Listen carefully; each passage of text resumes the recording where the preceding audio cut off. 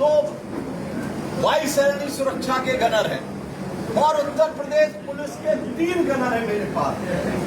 माननीय home minister द्वारा मुझे सुरक्षा भारत सरकार ने दी है, वो गनर भी वहां मौजूद थे। और फिर कलेक्ट्रेट प्रांगण में, कलेक्ट्रेट के बाहर कोई घटना होती तो कलेक्ट्रेट के बहुत से पत्रकार बंधु भी वहां मौजूद होते हैं। वो आज रास्ता चलते लोग वीडियो बनाते हैं, तो हमारा भी वीडियो बन गया होता। दिखाएं वो जो हम पे आरोप लगा रहे कि कोई घटना हुई है, तो वो सामने दें कि घटना हुई, हम स्वीकार कर लेंगे। दूसरा, जिस लड़के के द्वारा आरोप मीडिया को दिए गए वक्तव्य में लगाया गया कि हम गांव की जन समस्या को लेकर अपनी बात क्षेत्रीय विधायक से कर रहे थे, उसी समय उनके सुरक्षा कर्मी ने पीछे से आकर मारपीट की। क्या यह संभव है कि 2 व्यक्ति आपस में वार्ता कर रहे हैं और उनका सुरक्षा कर्मी आकर अचानक मारपीट करने लगे, वो भी जिलाधिकारी कार्यालय जैसे अति विशिष्ट जगह। तीसरा, घटना को लेकर सच्चाई यह है कि दिनांक 8 जून 2026 को उक्त लोग कलेक्ट्रेट परिसर में मेरे पास आए कि हमारे ग्राम में विद्युत व्यवस्था को लेकर उन्होंने अवगत कराया कि मेरे गांव कुकनू में विगत 5 वर्षों से लाइट की सप्लाई नहीं है, जबकि डबल इंजन की सरकार में शायद ही कोई गांव क्षेत्र ऐसा शेष हो जहां लाइट ना हो। जिसको लेकर मैंने उक्त लोगों से कहा कि अगर गांव में 5 वर्ष से लाइट नहीं है तो आपने अभी तक मुझे अवगत क्यों नहीं कराया। मेरे द्वारा तत्काल प्रभाव से अधिशासी अभियंता विद्युत वितरण खंड 2 को अवगत कराया गया, जिसको लेकर अधिशासी अभियंता द्वारा मुझे अवगत कराया गया कि आंधी के कारण विद्युत व्यवस्था बाधित है, जिस पर काम कराया जा रहा है। जिस पर मेरे द्वारा अधिशासी अभियंता को पूछा गया कि उक्त गांव में 5 वर्षों से विद्युत सप्लाई क्यों नहीं है। इस पर अधिशासी अभियंता ने मुझे अवगत कराया कि विधायक जी, गांव की लाइट ट्यूबवेल फीडर से है, जिसके कारण लाइट नियमित रूप से 10 से 12 घंटे सप्लाई हो रही है। गांव के लोगों ने मेन लाइट से लाइट को नहीं जोड़ने दिया गया, जिसको लेकर मेरे द्वारा सिर्फ इतना कहा गया कि आप जब मुझे गलत जानकारी दे रहे हैं, इससे मेरी बात खराब होती है। मैं किसी अधिकारी से गलत बात करूं, इससे अच्छा संदेश नहीं जाता। उक्त पूरी घटना का दूर से एक लड़का वीडियो बना रहा था, जिसको लेकर मेरे सुरक्षा कर्मी के देखने उपरांत उसको मना किया गया कि किसी की बात का वीडियो क्यों बना रहे हो। इस बात से क्रोधित होकर वह लड़का सुरक्षा कर्मी से तक लहजे में अभद्रता करने लगा, जबकि सुरक्षा कर्मी ने सिर्फ उसको वीडियो बनाने से मना किया था। उस व्यक्ति द्वारा उक्त वार्तालाप के बाद वहां से मैं दूसरी जगह चला गया।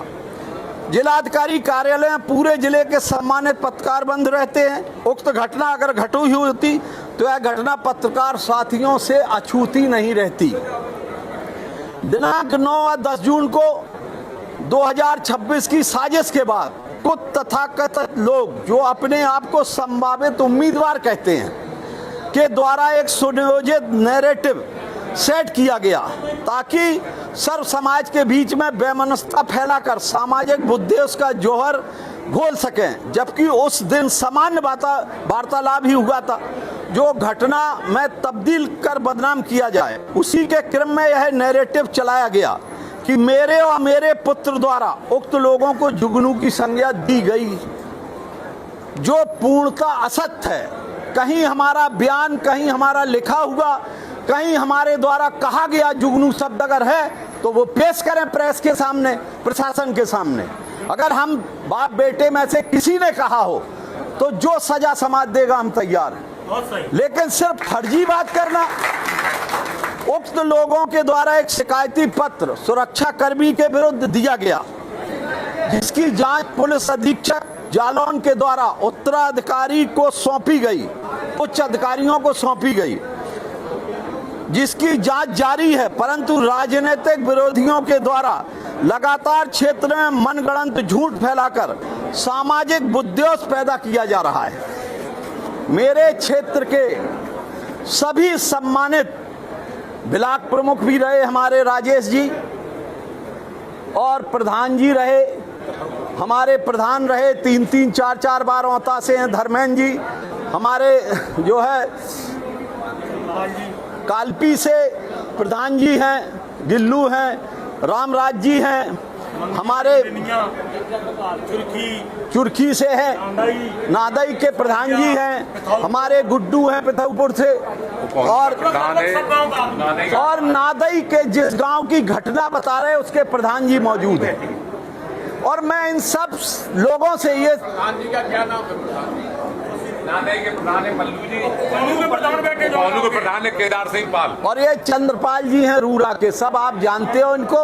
ये लोग समाज के वो स्तंभ हैं जो जब समाज पे कोई दिक्कत आती है ये हमेशा पत्थर की तरह खड़े रहते, लेकिन गलत बात के लिए ये हमारे साथ हैं। ये कहते हैं, हमने इनसे कहा कि आप ही बताओ प्रेस को कि हम जातिवादी हैं, हम आपसे कोई बुराई रखते हैं, इसीलिए हमने इन्हें कष्ट दिया कि एक बार आप आओगे तो प्रेस जान जाए, पूरा जिला जान जाए, बल्कि पूरा प्रदेश जान जाए कि हम किस प्रवृत्ति के हैं।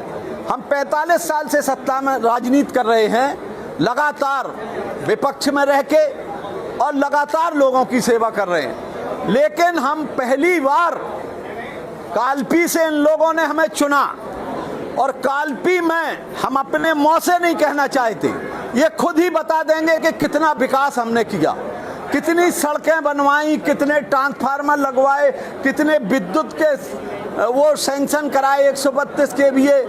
हमने यमुना में जो कट रही थी, जो तात्या टोपे महारानी लक्ष्मीबाई का मंत्रणा स्थल था वो ढह जाता, उसके लिए 30 करोड़ रुपया की रिटर्निंग वॉल बनवाई। सारे मंदिरों में, चाहे ऋषि पारासर का मंदिर हो, गणेश मंदिर हो, बलखंडी मंदिर हो, महेबा का मंदिर हो, खल्ला का मंदिर हो, कोई ऐसा मंदिर अभी तक अछूता नहीं है जिस पे हमने काम न कराया हो। तो इन सब कामों से लोग कहने लगे कि विधायक जी ने बहुत काम कराया है। तो जो नेता जल्दी बनना चाहते हैं उनने सोचा आप क्या करें, जनता कहने लगी। जब जनता कहने लगी तो उनको लगा कि कोई सगुफा ढूंढा जाए, और उनको मिल गया। हम तो ये सोचते थे छोटी बात है, 45 साल में हमारे ऊपर ऐसा कोई आरोप नहीं आया, और आया हो तो आप पत्रकार बंधु बैठे हैं, बता दें कि फला समय तुमने ये किया था। हम तो जनपद भर से कहते हैं कि अगर हमने कोई गुनाह किया है तो पूरा जनपद का कोई भी आदमी हमें बताए कि विनोद चतुर्वेदी तुमने ये गुनाह किया, हम स्वीकार कर लेंगे अगर हमारी गलती हो।